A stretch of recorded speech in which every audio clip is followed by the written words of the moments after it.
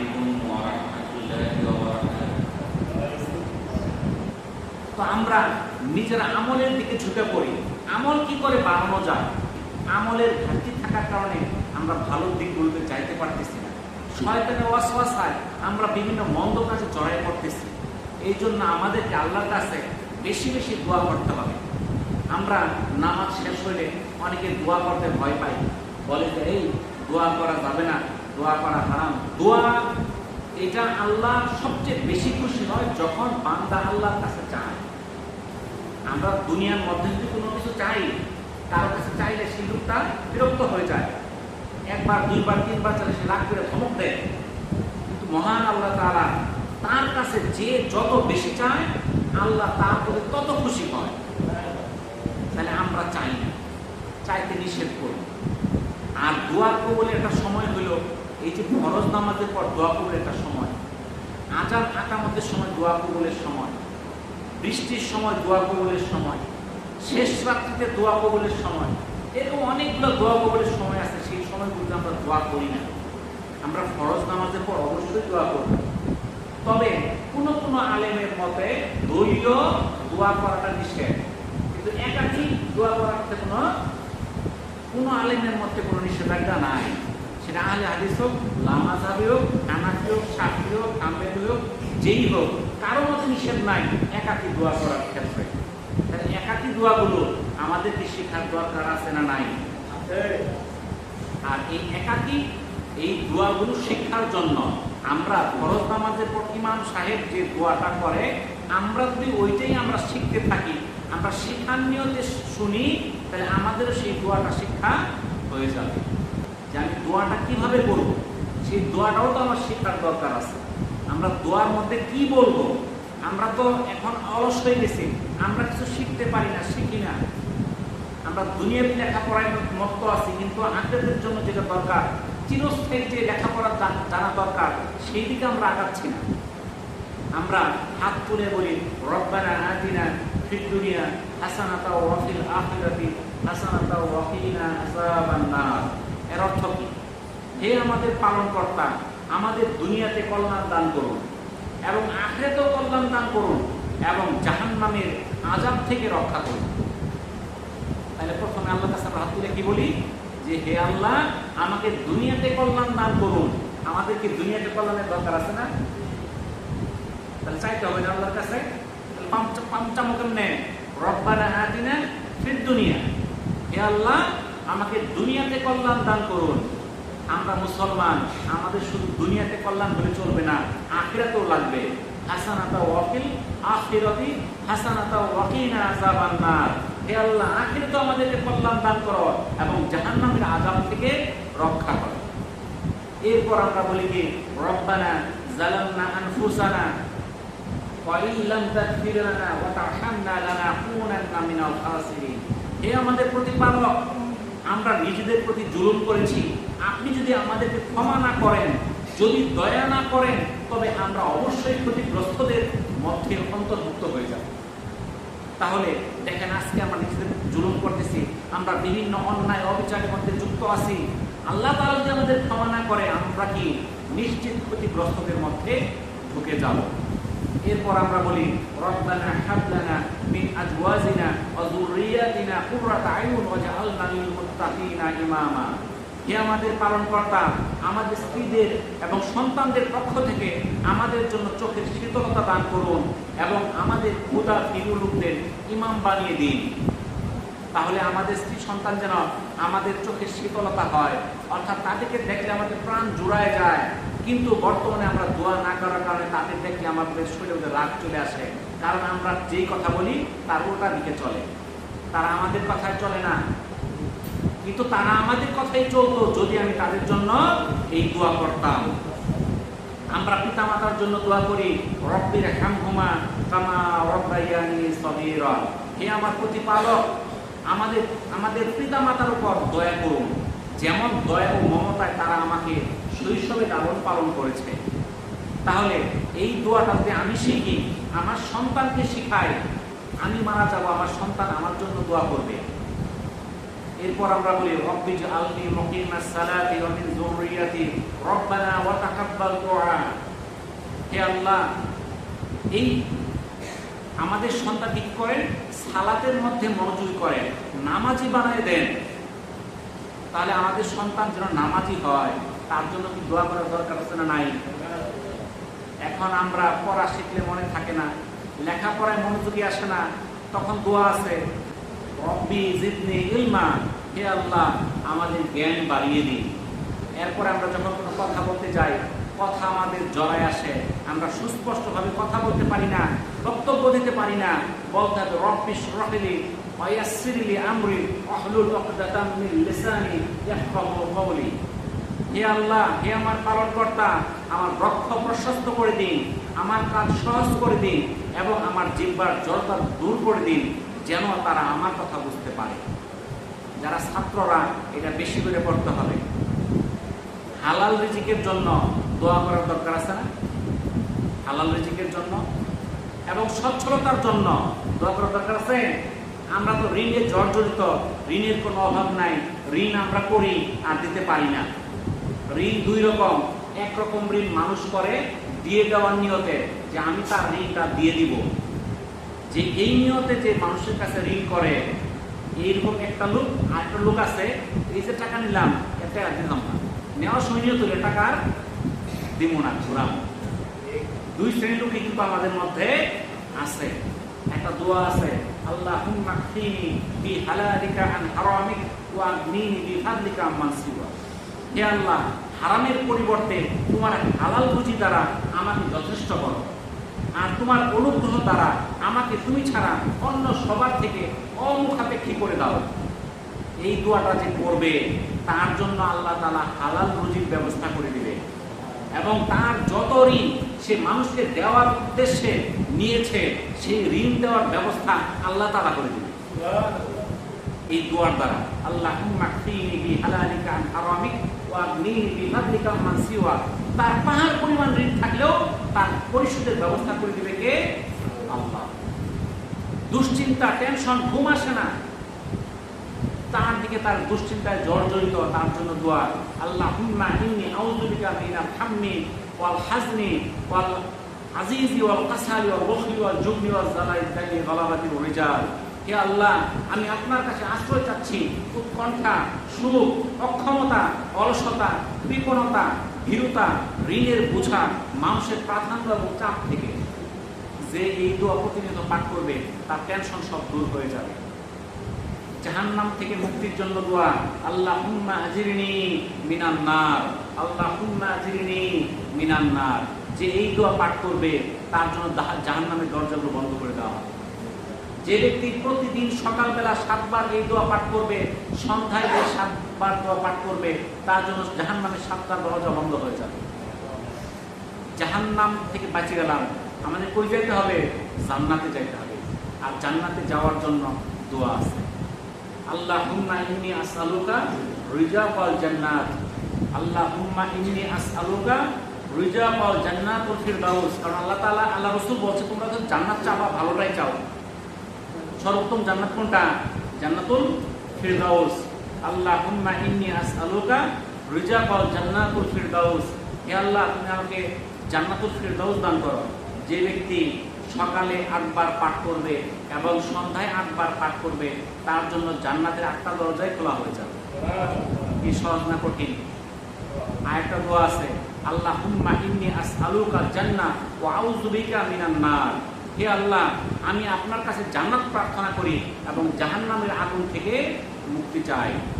আবু সাঈদ খুদরি রাদিয়াল্লাহু তাআলা থেকে বর্ণিত, রাসূলুল্লাহ সাল্লাল্লাহু আলাইহি সাল্লাম বলেছেন, যে ব্যক্তি নিম্নোক্ত দোয়া পাঠ করবে, তার জন্য জান্নাত ওয়াজিব হয়ে যাবে। এই দোয়াটা আসছে সহিহ মুসলিমের 1884, সুনানে আবু দাউদের 1529, মুজামুল কাবিরের 838 নম্বর হাদিস। দোয়াটা কি? রাদিতু বিল্লাহি রাব্বান ওয়া বিল ইসলামি দীনা ওয়া বি মুহাম্মাদিন নাবিয়্যা ওয়া রাসূলা সাল্লাল্লাহু আলাইহি ওয়াসাল্লাম। অর্থাৎ আমি আল্লাহকে রব, ইসলামকে দ্বীন এবং মুহাম্মদ সাল্লাল্লাহু আলাইহি সাল্লামকে রাসূল হিসেবে সন্তুষ্ট চিত্তে মেনে নিয়েছি। যে এই দোয়াটা পাঠ করবে, রাদিতু বিল্লাহি রাব্বান ওয়া বিল ইসলামি দীনা ওয়া বি মুহাম্মাদিন নাবিয়্যা ওয়া রাসূলা সাল্লাল্লাহু আলাইহি ওয়াসাল্লাম, যে পাঠ করবে তার জন্য জান্নাত ওয়াজিব হয়ে যাবে। রেকর্ড নাকি? এগুলো আমরা প্রত্যেকটা দোয়ার মধ্যে পাঠ করব। আমরা যখন নামাজ পড়ি, নামাজের মধ্যে সিজদা করি, দুই সিজদার মাঝখানে আমরা পাঠ করব আল্লাহুম্মা গফিরলি ওয়ারহামনি ওয়াহদিনি ওয়াআফিনি ওয়ারযুকনি। আমরা দেখা যায় অনেকেই সিজদা যখন করি, এক সিজদা করে আরেক সিজদা করে বসার টাইম নাই, সঙ্গে সঙ্গে দুই সিজদা হয়ে গেছে। কেউ কেউ আছে মাথায় সুদা করে না, দেখছেন তো। কিন্তু আমরা একটা সিজদা করে আরেক সিজদার মধ্যস্থানে আমরা বসবো আর আমরা দোয়া পাঠ করব আল্লাহুম্মা গফিরলি ওয়ারহামনি ওয়াহদিনি ওয়াআফিনি ওয়ারযুকনি। এটা বললে আমাদের কি লাভ? এটা বললে লাভ হচ্ছে, হে আল্লাহ, আপনি আমাকে মাফ করুন, আমাকে রহম করুন, আমাকে হেদায়েত দান করুন, আমাকে শান্তি দান করুন, আমাকে রিজিক দান করুন। যা দরকার সব জায়গা হয়েছে, কোনো কিছু বাকি আছে নাকি? সবই তো চাইলাম। আমাকে মাফ করুন, আমাকে রহম করুন, আমাকে হেদায়েত দান করুন, আমাকে শান্তি দান করুন, আমাকে রিজিক দান করুন। কত চাওয়ার বাকি আছে কি? আর সব জায়গায় 1 মিনিটও লাগছে না। আল্লাহুম্মা গফিরলি ওয়ারহামনি ওয়াহদিনি ওয়াআফিনি ওয়ারযুকনি। দেখি শিখাবার দরকার আছে না নাই? আছে। আমরা যখন নামাজের সালাম ফিরাই, তার আগে একটা দোয়া আছে। আমরা আত্মাহিয়াতের পরে দরুদ পাঠ করি, দরুদের পরে আমরা দোয়া মাসুরা পাঠ করি। আরেকটা দোয়া আল্লাহ রাসূল পাঠ করতেন, আল্লাহুম্মা ইন্নী আউযু বিকা মিন আযাবিল কবর ওয়া আউযু বিকা মিন ফিতনাতিল মাসিহিদ দাজ্জাল ওয়া আউযু বিকা মিন ফিতনাতিল মাহইয়া ওয়াল মামাত আল্লাহুম্মা ইন্নী আউযু বিকা মিনাল মাসামি ওয়াল মাগরাম। হে আল্লাহ, আমি আপনার নিকট কবরের আযাব থেকে আশ্রয় চাই, দাজ্জালের ফিতনা থেকে আশ্রয় চাই, জীবন এবং মৃত্যুর ফিতনা থেকে। হে আল্লাহ, আমি আপনার নিকট গুনাহ এবং ঋণগ্রস্ততা থেকে আশ্রয় চাই। এর মধ্যে কি দোয়া হয়ে গেল না সব? হযরত আবু উমামা রাদিয়াল্লাহু তাআলা আনহু থেকে বর্ণিত, আল্লাহ রাসূল সাল্লাল্লাহু আলাইহি সাল্লাম বলেছেন, প্রতি ফরজ নামাজের পর যে ব্যক্তি আয়াতুল কুরসি পড়বে তার জান্নাতে যাওয়ার পথে মৃত্যু ছাড়া আর কোনো বাধা থাকবে না। এটা সুনানে নাসাইর 100 নম্বর হাদিস। অর্থাৎ যে ব্যক্তি প্রত্যেক ফরজ নামাজের পর আয়াতুল কুরসি পাঠ করে তার জান্নাতে যেতে একটা বাধা আছে। কি বাধা? মৃত্যু। সে জীবিত দিকে যাইতে পারতেছে না, মরার সঙ্গে সঙ্গে তার ঠিকানা হবে জান্নাত। তার হিসাব নিকাশ কোনো কিছু সুযোগ নাই, কারণ মরলেই জান্নাত। কি করলে? আয়াতুল কুরসি একটা আয়াত পাঠ করলে। কিন্তু এটা আমরা জানি না, শিখি না, শেখার চেষ্টা করি না। আমরা কত কিছু শিখতেছি কিন্তু একটা আয়াত শিখতে পারি না। কেন পারি না? এটার প্রতি আমাদের অবদান। আমরা এই দোয়া করি, দোয়া এমন একটা জিনিস, এই দোয়া যত বেশি বেশি করা হবে তত বেশি আমাদের কল্যাণ আসবে। আমরা নিজেদের জন্য দোয়া করব, আবার কাফের মুশরিকদের জন্য দোয়া করতে হবে। আল্লাহ রাসূল এই দোয়াটা করতেন, আল্লাহুম্মা মুজরিয়া সাহাব ওয়া মুনজিলাল কিতাব সারিয়াল হিসাব হাজিমাল আহজাব আল্লাহুম্মা জিমহুম ওয়া জালজিলহুম। হে আল্লাহ, তুমি মেঘমালা চালনাকারী, তুমি কিতাব নাজিলকারী, দ্রুত হিসাব গ্রহণকারী, শত্রু দলকে পরাজিত করো। হে আল্লাহ, তাদেরকে পরাজিত করো, তাদের মধ্যে কম্পন সৃষ্টি করে দাও। আপনি এই দোয়া পাঠ করেন, আল্লাহুম্মা মুজরিয়া সাহাব ওয়া মুনজিলাল কিতাব সারিয়াল হিসাব হাজিমাল আহজাব আল্লাহুম্মা জিমহুম ওয়া জালজিলহুম। যারা ইসলামের বিরুদ্ধে চলে তাদের জন্য বদদোয়া, তাদের জন্য তারা পরাজিত হয়, তারা যেন ভয়ে প্রকম্পিত হয়ে যায়, তাদের জন্য আমাদেরকে বদদোয়া করতে হবে। এগুলো আল্লাহ রাসূলের শিক্ষা। আমাদের যাই কিছু করতে হবে সবই সুন্নত তরিকায় করতে হবে। যদি আমরা সুন্নত তরিকায় করতে পারি, যারা কাফের মুশরিক ইহুদি নাসারা তারা ভয়ে প্রকম্পিত হয়ে যাবে। আমি যেই আলোচনা দিয়ে আজকের আলোচনা শুরু করেছিলাম, বলেছিলাম বাংলাদেশ সেনাবাহিনীর 4টা ব্রিগেডের নাম রাখছে বিশিষ্ট সাহাবীদের, বিশিষ্ট খলিফাদের নামে। হযরত আবু বকর, হযরত উমর, হযরত উসমান, হযরত আলী, তাদের নামে। আর তাদের এই নামগুলোর কারণে তারা ভয় প্রকম্পিত হয়ে যাচ্ছে, তারা আতঙ্কিত হয়ে যাচ্ছে। তাহলে আমরাও তাদেরকে আতঙ্কিত করতে পারবো যদি আমরা সুন্নতের মধ্যে থেকে চলি। কিন্তু আজকে আমরা সুন্নতকে বানাইছি অন্য মাধ্যমের হাতিয়ার। সুন্নতকে কি উদ্দেশ্যে রাখছি এটা আমরা মানি না। সুন্নত আছে, দাড়ি আছে, টুপি আছে, পাঞ্জাবি আছে, পোশাক পর্যন্ত সব আছে। চুরি করতেছে, ঘুষ খাইতেছে, সুদ খাইতেছে, সবই আছে, কোনো কিছুই নাই। বাকি বদ কাজ কোনোটাই বাকি নাই। সুন্নতি পোশাক দরকারটা কি? দেখা যায় ইয়াবার ব্যবসা করতেছে, ধরা পড়ছে বিশাল লম্বা দাড়ি, তাহলে ওই ইয়াবার ব্যবসায় করবো, পরে দাড়িটা রাখবার করছে কারা? কোন তো দেখি লম্বা টুপি দেওয়ার করছে কারা? তুই ইয়াবার ব্যবসা করে খাবি, তুই সুন্নতের মধ্যে গেছিস, তুই তো সুন্নতকে কলঙ্কিত করলি। আজকে আমাদের মা বোনরা সুন্দর পর্দা করে, তারা বোরকা পরে চলে। কিছু কিছু বাজে মেয়েরাও আছে যারা বোরকা পরে অপকর্ম করে। তারা অপকর্মই করবি, তারা ভালো মহিলাদের জন্য তো তারা এই বোরকা পরবি কেন? কি বলবেন? তত মিথ্যা। তাহলে এই যে আমরা সুন্নতি পোশাক নিচ্ছি, বিশাল লম্বা দাড়ি রাখছি, আমি ব্যবসা করি, এতে কি হবে? দোকানদার বিশ্বাস করবে, আমাদের কাছে কাস্টমার সহজেই চাকরি জিনিসপত্র নিবে। আমরা বিভিন্ন ভাবে এই সুন্নতকে আমরা কাজে লাগাই, মানুষ আমার কথা শুনবে, আমাকে মূল্যায়ন করবে। কিন্তু এই সুন্নত আল্লাহ রসুলের সুন্নত, আল্লাহ রসুলকে মানতে হবে। আল্লাহ রসুল যেই কাজে আদেশ করছে সেটাই মানতে হবে, যেই কাজে নিষেধ করছে সেটা দূরে থাকতে হবে। সেটা হিসাবে আমরা গ্রহণ করি না। যদি গ্রহণ করতাম তাহলে আজকে কোনো চোর, ডাকাত, সন্ত্রাসী, তাহলে এই যে চুরি ডাকাত যারা করে এরা দাড়ি টুপি থাকতো না। অনেক বড় বড় সন্ত্রাসের ধরা পড়লে দেখে দাড়ি টুপি আছে। এরা মুসলমানকে, ইসলামকে কলঙ্কিত করতেছে। বুঝা গেল? তো এই জন্য আমাদেরকে প্রকৃত সুন্নত ধরতে হবে নিয়ত অনুযায়ী। কারণ বুখারী শরীফের প্রথম হাদিসটাই হচ্ছে ইন্নামাল আমালু বিন্নিয়াত, সমস্ত এক কাজ নিয়তের উপর নির্ভরশীল। আপনি দাঁড়িয়ে আছেন কোন নিয়তে, আপনি টুপি দিচ্ছেন কোন নিয়তে, আপনি পাঞ্জাবি পড়ছেন কোন নিয়তে, এই নিয়ত আল্লাহ তাআলা জানেন। আপনার নিয়ত অনুযায়ী আল্লাহ তাআলা আপনাকে কি করবে? এটার বদলা দিবে। আর যদি আপনি সঠিক নিয়তে আপনি আল্লাহ রসুলের সুন্নত অনুসরণ করতে পারেন, আপনাকে দেখা, আমাকে দেখা ইহুদি নাসারা সবাই ভয়ে প্রকম্পিত হয়ে যাবে। এই জন্য আমরা আল্লাহ রসুলের নির্দিষ্ট পথ, আল্লাহর নির্দিষ্ট পথে আমরা সবাই চেষ্টা করি চলার জন্য, এবং ফরজকে আমরা আঁকড়ে ধরি। আমরা 5 ওয়াক্ত নামাজ মসজিদে হাজির হয়ে যাই। আমাদের মধ্যে অনেকের মধ্যে বিভিন্ন সময় বিভিন্ন মসজিদে, শুধু এই মসজিদে না, আপনি মনে করেন যদি এই মসজিদের মধ্যে আমরা গোতাগুতি হয়, মনোমালিন্য হয়, এটা সব মসজিদে হয়। কেন হয়? শয়তান মানুষকে লাগায় দেয় বিভিন্ন সময়। এই ওর বিরুদ্ধে লাগতেছে, ওই ওর বিরুদ্ধে লাগছে, যেটা চলতেই আছে, যুগে যুগে চলছে, এখনো আছে, ভবিষ্যতেও চলবে। কেন? শয়তানের মিশনই এইটা। কিন্তু আমাদের সেই শয়তানকে কি জয়লাভ হতে দেওয়া যাবে না, শয়তানকে পরাজিত করতে হবে। আমরা যেন সকলে এক হয়ে থাকি, আমাদেরকে যেন কোনো কথায়, কোনো কাজে মসজিদ থেকে আলাদা ছুটাইতে না পারে, এই জিনিসটা খেয়াল রাখবেন। এখানে দেখি যে প্রতিনিয়ত এখন মুসল্লি, আমি একটা চিন্তা নিয়ে কিছু মুসল্লি নতুন আসা যাওয়া করতেছে, কিন্তু মুসল্লি কিন্তু বাড়তেছে না। হয়তো 5 জন গেছে, 5 জন আইছে, মুসল্লি ওডি সংখ্যা বাড়তেছে না।